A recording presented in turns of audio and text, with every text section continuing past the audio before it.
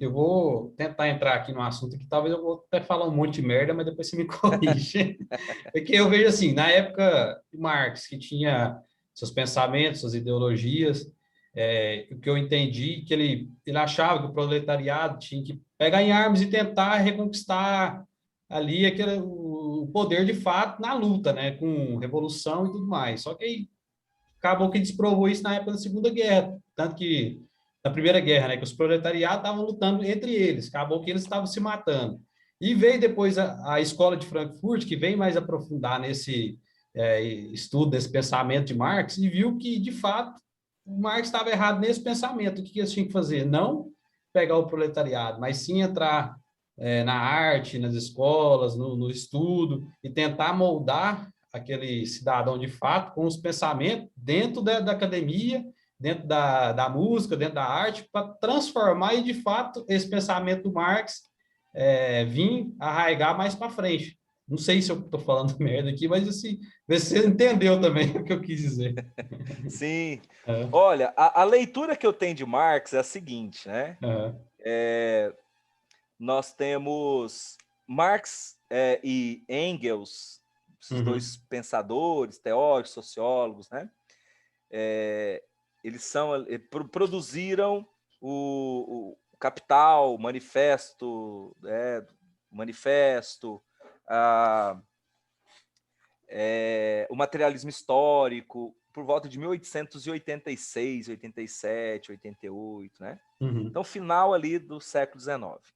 isso. Nós estamos vivendo ali a segunda revolução industrial, né? Uhum, E a segunda revolução industrial, o mundo da industrialização, e aí é onde estão os conceitos marxistas, a, os pilares que sustentam a indústria são três, né?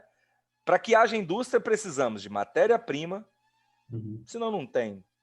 Nós precisamos das ferramentas, dos meios de produção, ou seja, as máquinas, e nós máquinas, precisamos é, da.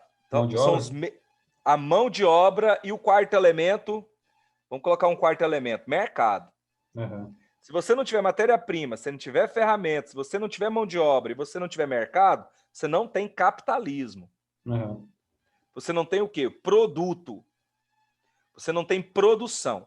Para que haja produção, e a produção, então, resulta, né, é a garantia da ordem capitalista, é a produção, você uhum, precisa, então, de matéria-prima, de ferramentas, de mão de obra e de mercado.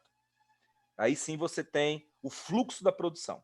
uhum, O que Marx fez? Ele olhou, né, para o mundo industrial, que não é mais a Inglaterra só, agora é Estados Unidos, Canadá, França, Espanha, Portugal, Alemanha, Rússia, Japão. Ele olha uhum, para todos esses países numa intensa disputa, sabe? Invadindo a África, invadindo a Índia, invadindo a Ásia, disputando esses territórios na unha, porque eles precisavam de matéria-prima e de mercados consumidores. Então é a neocolonização. Né? Ele olha para todo esse cenário, essa atmosfera europeia, e vê êxodo rural, ele vê a concentração de guetos e cortiços em torno das fábricas. Né? Ele olha para Liverpool, que tinha 30 mil habitantes, e num raio de 5 anos passa a ter 400 mil habitantes. E aí ele observa para aqueles espaços em torno da fábrica e vê miséria, pobreza, assassinato, estupro, infanticídio, sabe? uhum, Endemias, loucura, sabe? Tudo que é desordem social. E aí o trabalhador, homens, mulheres, crianças, sendo espoliado pelas máquinas. Vou falar pelo burguês, né? uhum, Trabalhando de sol a sol, de dia a dia, sem uma folga semanal. Aí ele coloca assim, poxa vida. Então, se não acontecer, não é, uma melhor divisão, um melhor tratamento da força de produção, não é, o trabalhador será coisificado, é o que aconteceu, o que ele trata, né, no conceito dele. Então, o que ele começa a perceber? Olha, tem que haver um processo de politização do trabalhador, para que os seus direitos sejam respeitados, para que ele trabalhe com uma carga horária menor, para que o trabalho da criança e da mulher seja respeitado, para que ele tenha folga semanal, sabe? Então, ele desperta aquela situação e mapeou o processo produtivo. Então, se a gente fala hoje de produção, de meio de produção, de força de produção, de mais-valia, de capital, são conceitos marxistas. Então, ele é um teórico de época que fez essa reflexão de como é que o sistema capitalista, ou seja, a burguesia, e aí quem representava o Estado, naturalmente, são os caras que representam o Estado, né, estavam fazendo com o social. Né?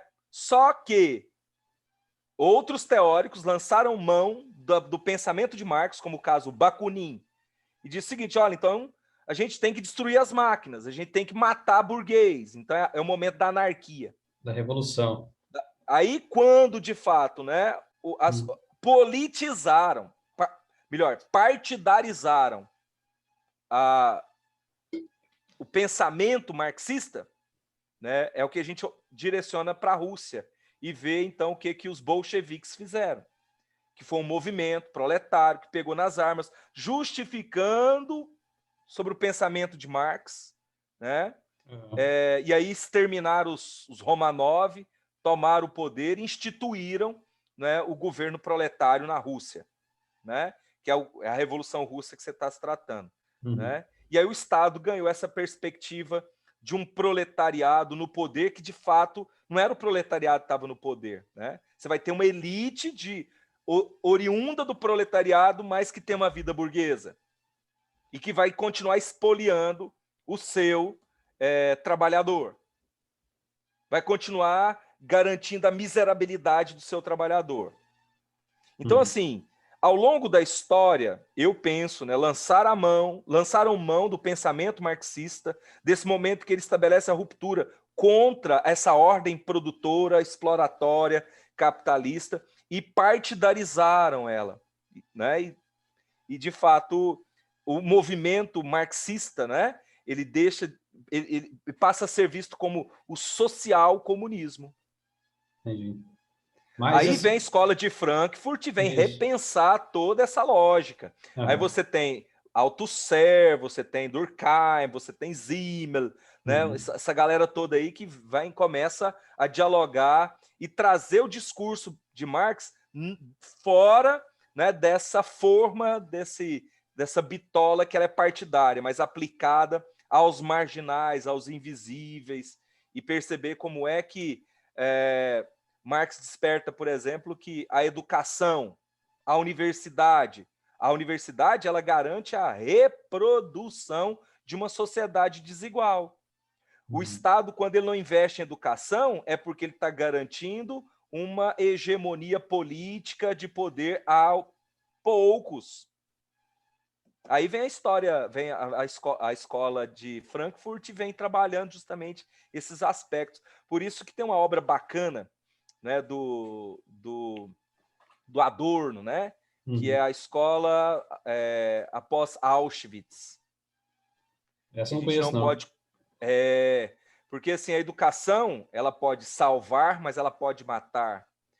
A escola, a educação pode ser um construto divino, mas ela pode ser um construto demoníaco também, né? Em que sentido, Cleomar? Imaginem o Estado totalitário de Hitler, por exemplo, né? Estado nazista, extremamente semitista, matando milhões de judeus, ciganos, poloneses e uma infinidade de outros sujeitos. E como é que essa sociedade alemã concebeu essa ideia? A ideia do genocídio? Pela educação, irmão. Pelo preparo dos crianças, dos adolescentes. Como é que as escolas trabalhavam, mesmo vivendo em guerra, né, reclusas, mas como é que isso foi trabalhado, foi gestado? Para formar uma cultura do ódio ao judeu.